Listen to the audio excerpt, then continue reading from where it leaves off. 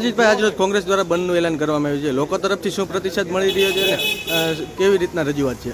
રાજકોટની અંદર જે ટીઆરપી ગેમ ઝોનની અંદર ઘટના બની, ઘટનાને લઈ ગુજરાત પ્રદેશ કોંગ્રેસ સમિતિ અને રાજકોટ શહેર કોંગ્રેસ સમિતિ દ્વારા આજે મૃતકોને પ્રથમ વાર્ષિક પુણ્યતિથિ થતી હોય ત્યારે એમને શ્રદ્ધાંજલિ દેવા માટે અને પીડિત પરિવારોને ન્યાય કઈ રીતે મળે એના માટે થઈને રાજકોટ બંધનું એલાન કરવામાં આવ્યું હતું.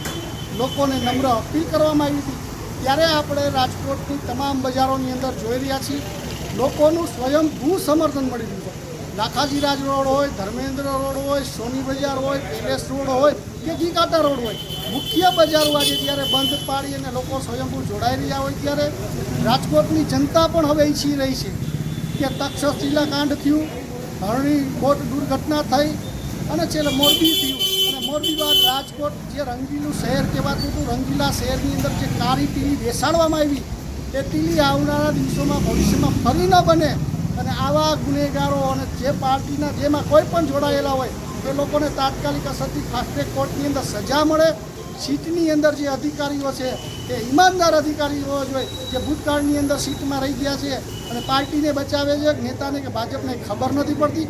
આવી સીટની સામે જ્યારે સમર્થન લઈ અને લોકો પણ સમર્થન આપી રહ્યા છે કે આ લોકોને પીડિત પરિવારને અને મૃતકોને ન્યાય મળવો જોઈએ, એ લઈને આજે રાજકોટ સંપૂર્ણ બંધ છે, આપણે સજ્જડ બંધ છે. કેન્દ્ર સરકારમાં આ વસ્તુનો પડઘો પડશે, શું લખ્ય છો? રાહુલ ગાંધીજીએ અમારા ધારાસભ્ય શ્રી જિગ્નેશભાઈ મેવાણી અને અમારા લાલજીભાઈ દેસાઈ રાષ્ટ્રીય સેવાદળ અધ્યક્ષના આગેવાનીમાં લોકો સાથે, પીડિતો સાથે ઝૂમ મિટિંગ કરી હતી અને ઝૂમ મિટિંગમાં પણ એવું કીધું છે કે આ મુદ્દો હવે લોકસભાની અંદર પણ મૂકવામાં આવશે અને રાજ્યસભાની અંદર પણ મૂકવામાં આવશે અને સરકારના કાન આંબળવામાં આવશે કે ગુજરાત સરકાર ત્યારે સૂતી છે, જો તમારામાં તાકાત હોય તો જાગો, નકર કોંગ્રેસ તો હર હંમેશ લોકોની સાથે છે.